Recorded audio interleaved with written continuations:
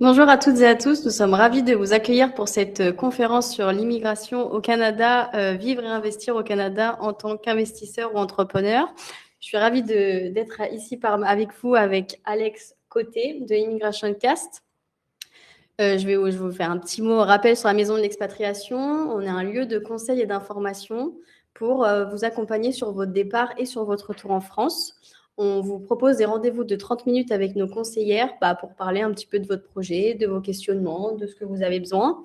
Mais aussi, on organise des ateliers et des conférences tout au long de l'année et notamment sur toute ce mois de juin, un petit peu sur toutes les destinations et sur tous les sujets pour vous aider. Et aujourd'hui, je vous laisse en compagnie de Alex Côté. Merci. Merci beaucoup. Plaisir d'être ici. Voilà, j'ai fait une présentation un peu différente étant donné que j'ai présenté en hiver. Rapidement, qui sommes-nous en fait? Nous sommes un cabinet spécialisé en immigration par investissement. Donc, nos clients sont des investisseurs, des entrepreneurs, des travailleurs autonomes, francophones. On a une expérience combinée de plus de 25 ans dans la catégorie et on est basé à Montréal. Notre mission, c'est d'aider les entrepreneurs et investisseurs à vivre et investir au Québec, étant donné que le gouvernement met en place des programmes vraiment faits sur mesure pour des gens d'affaires francophones qui aimeraient immigrer et faire affaire en Amérique du Nord, notamment au Québec. Donc, pourquoi que les personnes immigrantes regardent, les entrepreneurs, les investisseurs regardent vers le Québec? En fait, c'est un territoire qui est vaste. Évidemment, la population québécoise est accueillante. Et donc, si on regarde juste la superficie du Québec, la France rentrerait 3 fois et demi dans la superficie juste de la province du Québec. Donc, c'est un territoire qui est gigantesque.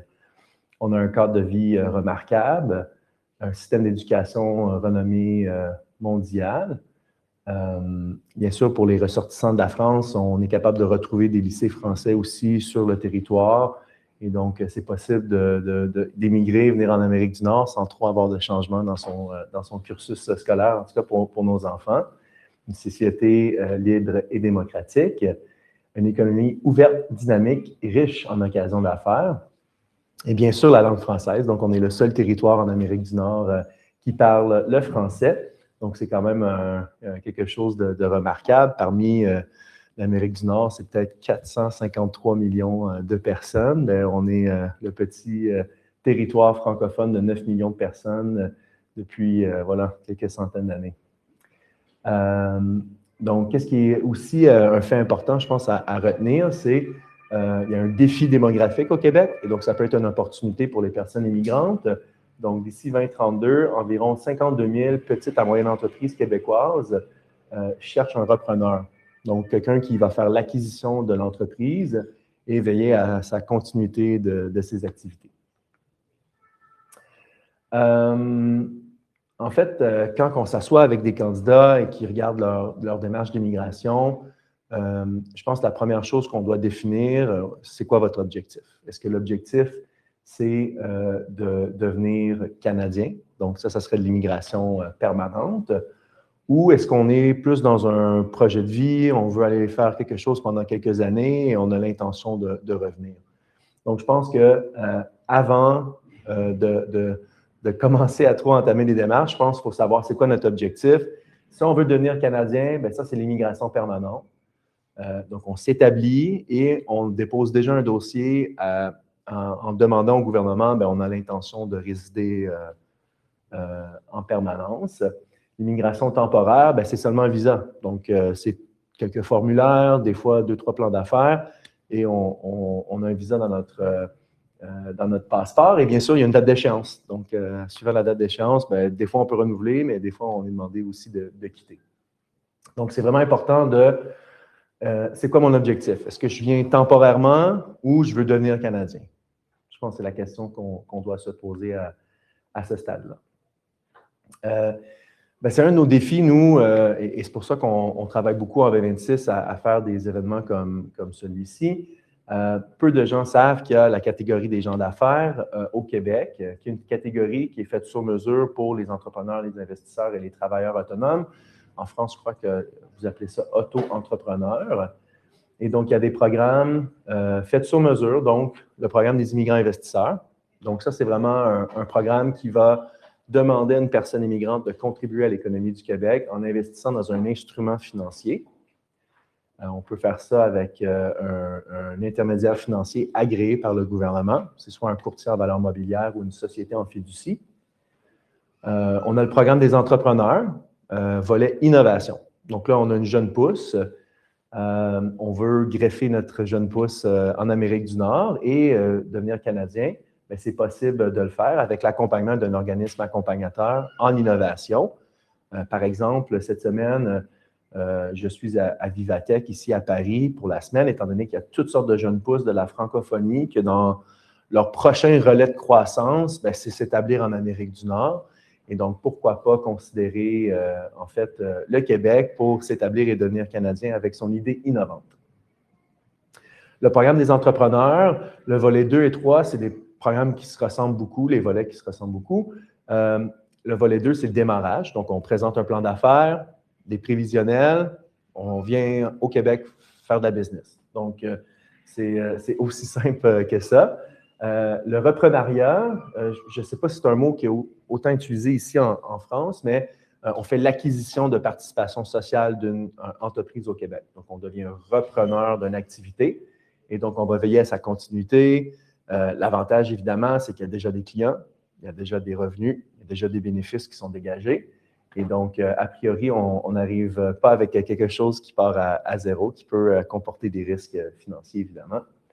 Et le programme des travailleurs autonomes, donc auto-entrepreneurs, qui, en fait, c'est des personnes physiques qui ont des métiers. Tout à l'heure, on parlait de consulting, freelance, ça peut être des artisans, des plombiers, vraiment des gens qui travaillent à leur propre compte et qui veulent exercer sur le territoire.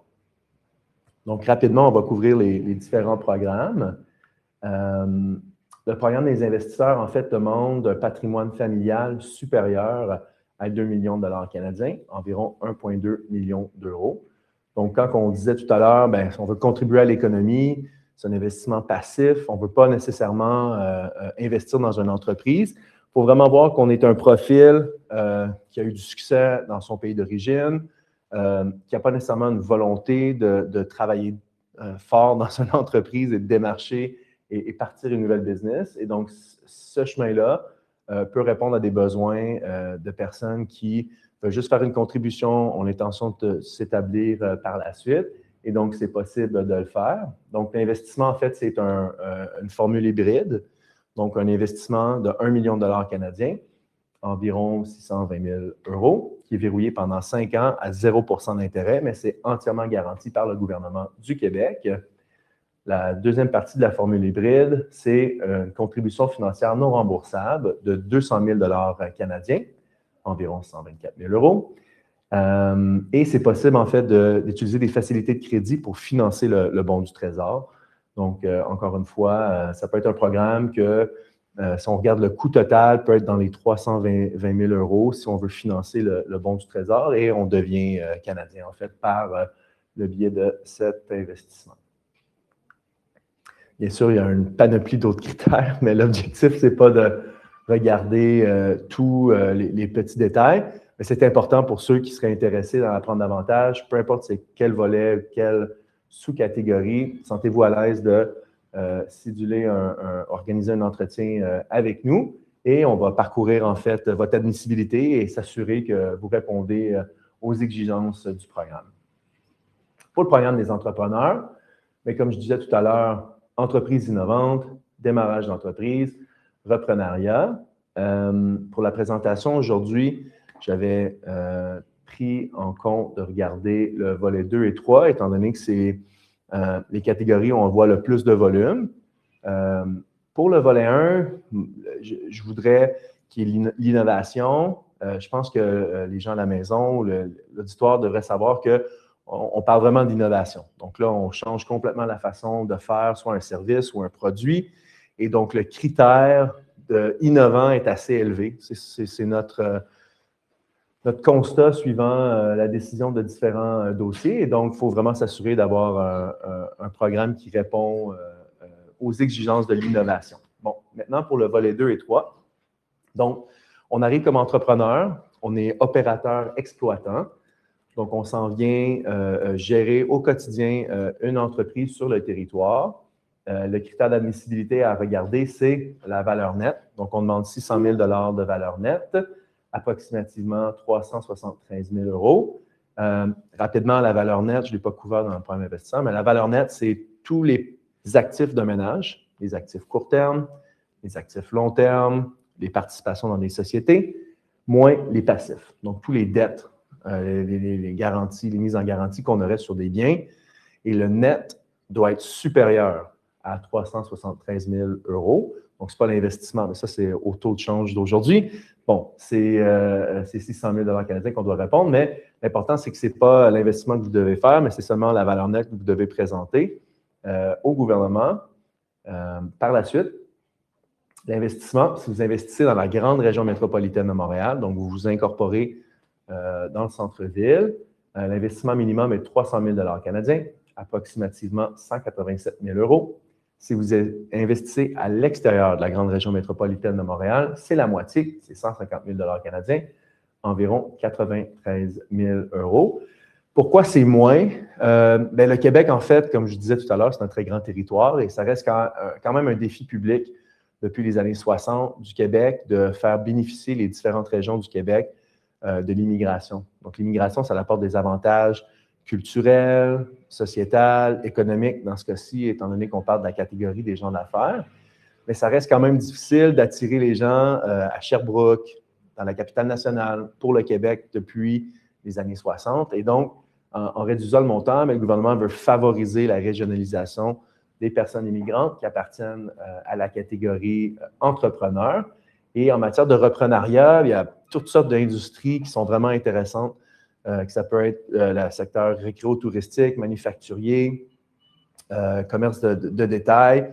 Donc, des belles business qui tournent et qui vont seulement chercher quelqu'un pour venir se greffer à leur municipalité.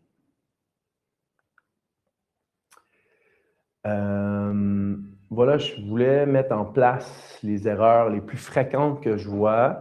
Je ne vous le cacherai pas, beaucoup de personnes sous-estiment le travail qui va derrière un dossier d'immigration pour la catégorie des gens d'affaires. Donc, ce n'est pas comme un visa, ce n'est pas 3, 4, 5 formulaires.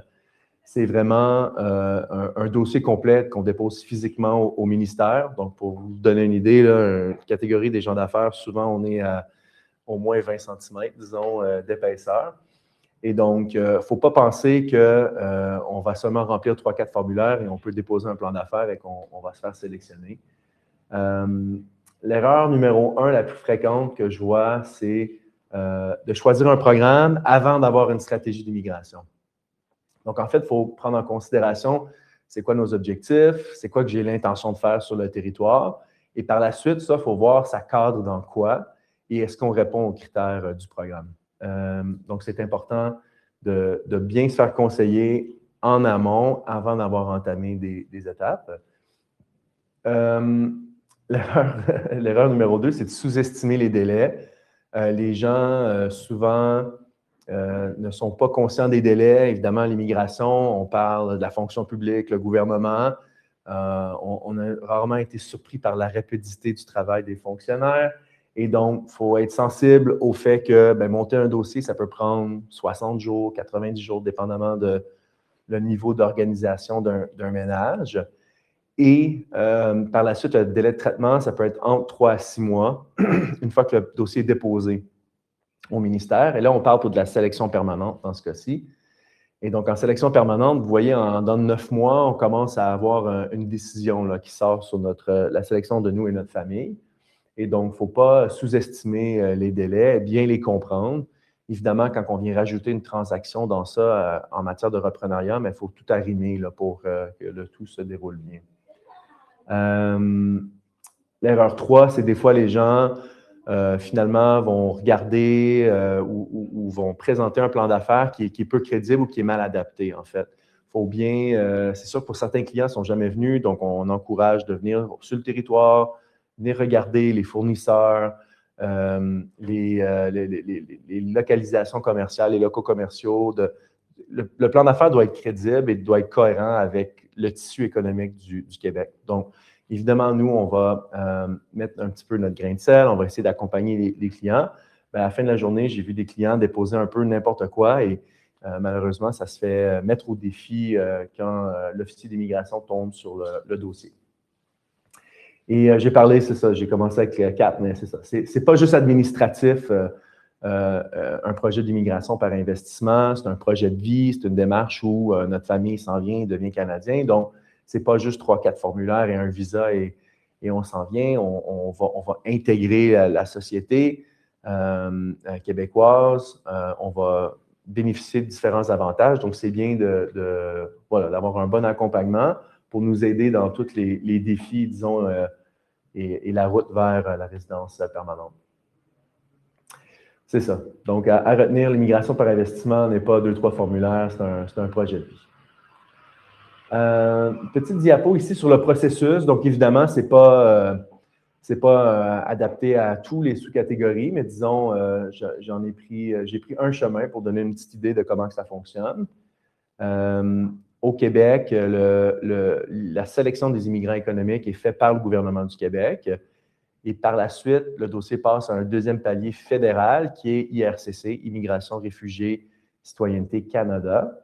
Et donc, c'est une immigration à 2 volets. Donc, le premier volet provincial où vous allez constituer un dossier avec le cabinet si vous souhaitez retenir nos services. Par la suite, vous allez compléter et collecter les documents requis dans le cadre du programme qui est sélectionné. Ensuite, dépendamment de la sous-catégorie, il faut planifier la signature d'une offre de service avec un organisme spécialisé. En matière du reprenariat, c'est un organisme spécialisé en reprenariat. En démarrage, il n'y a pas cette obligation. Dans le cas du volet 1, ce serait un organisme en innovation. Par la suite, on dépose votre demande au MIFI. Ça, c'est le ministère de l'Immigration, de la francisation et de l'intégration. Et donc, ça, c'est le volet provincial qui va regarder l'ensemble de l'œuvre et donner une décision par rapport à la sélection, en fait, de la famille.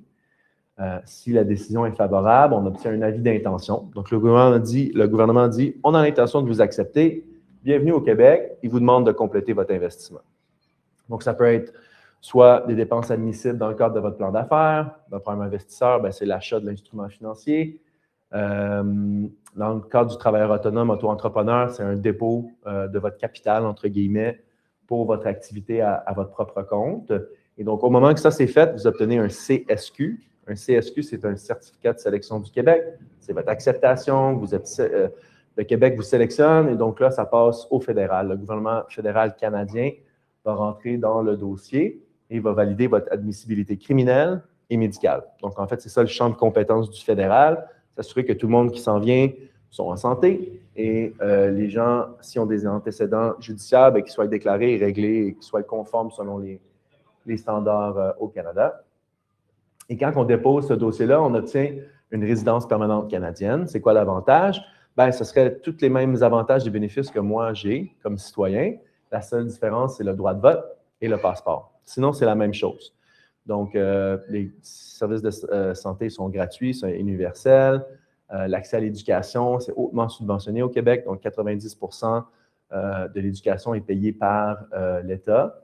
Quand vous arrivez à l'aéroport, vous êtes dans la même file que moi comme citoyen. Et par la suite, une fois que vous êtes établi 3 ans sur le territoire, mais vous devenez admissible à la citoyenneté canadienne. Et voilà, j'avais réservé une petite section pour les questions-réponses. Je suis dans les temps, je crois, pour répondre s'il y a des questions.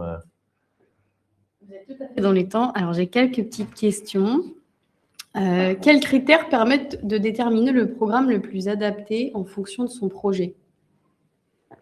C'est peut-être plus général. C'est ça. Mais ça, c'est une question qu'il faut céduler un entretien avec nous. Et en fait, parler de c'est quoi notre projet et c'est quoi qu'on veut faire concrètement, c'est quoi notre budget, où qu'on veut s'établir. Encore une fois, on est à notre propre compte ou on veut constituer une personne morale, une société. Donc, je dirais que nous, on a plusieurs questions à poser avant de savoir c'est où qu'on placerait un candidat pour assurer qu'il y ait le plus de succès possible. OK. Est-ce qu'il est possible de changer de programme en cours de démarche si le projet évolue? Donc, qu'est-ce qu'on a vu dans le cadre d'une démarche d'immigration? C'est, par exemple, on serait en démarrage. Et donc là, on a un client qui dépose un plan d'affaires et qui dit « Je vais œuvrer dans le territoire de Sherbrooke, dans telle industrie, industrie X. » Et là, par la suite, en évoluant, en fait, ce plan d'affaires-là était avec un franchiseur. Et donc, en discutant avec le franchiseur, il a réalisé qu'il aimerait aussi le territoire de Sherbrooke, mais le territoire de Trois-Rivières. Et donc, finalement, il voulait ajouter des territoires, mais dans le même secteur. Ça, c'est possible de le faire. Donc, en fait, le MIFI, il analyse un peu tout, et notamment où l'activité va avoir lieu. Donc, on peut changer de plan d'affaires ou de faire des ajustements.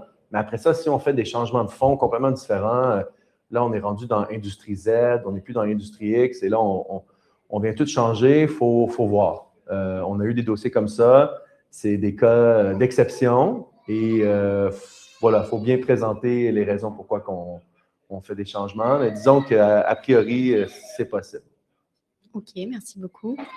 Alors là, une question un peu plus curieuse. Parmi les différents programmes présentés, quel est le plus utilisé par les Français qui souhaitent s'installer au Québec? Oui, c'est le volet 2 et le volet 3 du programme des entrepreneurs. Personnellement, on est partenaire régional, nous, avec Reprenariat Québec, qui est l'organisme parapublic qui a une mission de promouvoir le reprenariat au Québec, à l'étranger et aussi au Canada. Et donc, j'ai vu beaucoup de Français venir et trouver des belles business dans le domaine récréo-touristique. Donc, tout ce qui est auberge, gîte, camping, tout ce qui serait dans le domaine touristique, selon moi, il y a des belles opportunités pour avoir des commerces qui performent bien. Et souvent, disons que le risque financier est modéré, étant donné que dans plusieurs des cas, on a un bien immobilier derrière. Et donc, je pense que, selon moi, le volet 3, je dirais qu'on a vu plus de clients, mais le volet 2 aussi, c'est quand même très populaire. On travaille avec différents franchiseurs au Québec, dans toutes sortes de domaines. Et donc, quand les clients arrivent, ben, en fait, ils ont déjà un plan d'affaires, ils ont déjà un territoire, ils ont déjà un peu la recette devant eux et doivent juste l'appliquer et bosser pour générer des bénéfices. OK, merci beaucoup. Est-ce qu'il est possible de financer une partie de l'investissement via un emprunt? Oui, bien sûr. Donc, dans le cadre du programme investisseur, ça, c'est à votre choix parce que c'est une garantie du gouvernement du Québec. Donc, l'instrument financier est déjà garanti. Donc, c'est très facile à financer parce qu'il n'y a pas de risque. En matière de reprenariat, par exemple, ben, c'est sûr que ça dépend du secteur. Donc là, après ça, il faut voir. Hein, on est dans quel secteur? La restauration, ça va être difficile à financer. Les banques canadiennes, même les prêteurs institutionnels détenus par le gouvernement ne sont pas friands de financer des restaurants. Mais je reviens sur le secteur récréo-touristique. Investissement Québec, qui est comme la BPI ici en France, donc c'est détenu par l'État, ben, eux sont très sensibles à des projets de tourisme en région. En fait, eux, leur mandat, c'est de faire croître et de faire bien performer l'économie du Québec. Et donc, eux vont venir faire partie d'une structure de financement pour l'acquisition d'un auberge, par exemple. Ça peut être vrai aussi pour une business manufacturière qui a une bâtisse commerciale. Donc, et les banques canadiennes, a priori, sont très partantes à financer si l'entreprise dégage des bénéfices. Donc, il y a un bailleur qui en découle et que la banque apprend à connaître aussi la personne immigrante. Évidemment, ce ne sera pas tout le temps les mêmes conditions qu'un Canadien, mais j'ai un client qui a acheté un restaurant d'envergure à Montréal pour environ 3,2 millions de dollars canadiens. Et ben, le fonds de commerce, oui, mais il y avait aussi la bâtisse dans son achat. Et donc, la banque n'a pas financé son fonds de commerce, mais a financé la structure, en fait, le bien immobilier qui venait avec la reprise. Donc, faut voir selon le secteur et l'industrie. Ça, c'était peut-être une longue réponse. J'en profite pour poser cette question-là. Du coup, on parle de secteur. Est-ce qu'il y a des secteurs qui représentent plus d'opportunités que d'autres? Je dirais que c'est assez généralisé. L'âge médian au Québec est 45 ans en ce moment, 44 ans. Un Québécois sur 4 va avoir plus de 65 ans d'ici l'année prochaine. Donc, ça, c'est les baby boomers qui prennent leur retraite, qui quittent le marché du travail. Je vous donne un exemple. Un client québécois, une très belle entreprise, mais là, sa fille est dentiste et son fils est école bleue pour la municipalité. Il n'y a personne qui veut reprendre sa business. Et lui, il va aller jouer au golf. Et donc là, il est un peu contraint. Et donc, il y a beaucoup de clients comme ça, de cédants qu'on voit au Québec, qui sont dans cet enjeu-là et donc sont très partants pour céder leur entreprise. Donc, c'est difficile à cibler un secteur en particulier, mais j'inviterais les gens à céduler un entretien, à discuter avec nous. Et moi, j'ai des diapos qui montrent les secteurs. Si les gens veulent être opportunistes. Mais à la fin de la journée, si on est entrepreneur, on a beaucoup d'expérience dans le domaine X, ben, c'est sûr que si on revient dans le même domaine au Québec, fort probablement qu'on va avoir du succès. Donc après ça, il faut voir aussi c'est quoi nos compétences, on a la facilité dans quel genre d'activité économique. Très bien. Et en parlant de planning, à quel moment est-il recommandé de commencer les démarches avant son projet? Bien, moi, je pense que déjà, c'est bien de savoir qu'est-ce qui est réalisable, qu'est-ce qui n'est pas réalisable. Donc, tu sais, quand je dis aux gens de céduler des consultations avec nous, c'est que nous, c'est gratuit. On fait ça sur une demi-heure. Et en fait, c'est juste de savoir, on parle, c'est-tu concret ou non? Voici qu'est-ce que j'avais en tête, voici mon profil, voici un peu mon budget. C'est-tu réalisable? Est-ce que ça tient la route? Et donc, déjà, on serait capable de bien ficeler une stratégie d'immigration, de dire, ben, nous, voici comment on le ferait, ça marcherait comme ça. Et donc, je pense que ça l'aiderait, ça l'aide les gens au moins à avoir de la visibilité sur c'est-tu réalisable ou non. Comme je disais tout à l'heure, ça prend presque un an là, pour, disons, être complètement hors de risque de refus. Parce qu'évidemment, on ne veut pas que les gens s'investissent dans une démarche, viennent, commencent leur investissement sans avoir un retour d'ascenseur du gouvernement. Donc, il y a une façon de bien séquencer, afin de mitiger les risques. Pas qu'on voit beaucoup de refus au cabinet, mais je pense que c'est prudent. On parle de sommes d'argent de 100 000 € et tout. On ne veut pas que les gens viennent se planter. Et donc, il faut bien séquencer les événements pour mitiger les risques. OK. Donc, bien préparer en amont son projet et savoir c'est vrai. Réfléchir à ce qu'on veut faire. Ouais. Est-ce qu'il y a des entreprises dans le domaine de l'informatique? Oui. Non, ben, probablement que beaucoup de gens connaissent, il y a toutes sortes de boîtes. Les gens, probablement que les gens connaissent CGI, c'est un fleuron québécois, donc c'est une boîte technologique qui est gigantesque, mais effectivement, il y a des besoins, je dirais, répandus dans toutes sortes de secteurs. Donc, au Québec, comment que ça fonctionne? C'est que si vous cherchez des entreprises dans ce domaine-là, bien, il y a le secteur privé qui peut vous aider ou le secteur public. Donc, le secteur public, ce serait Reprenariat Québec.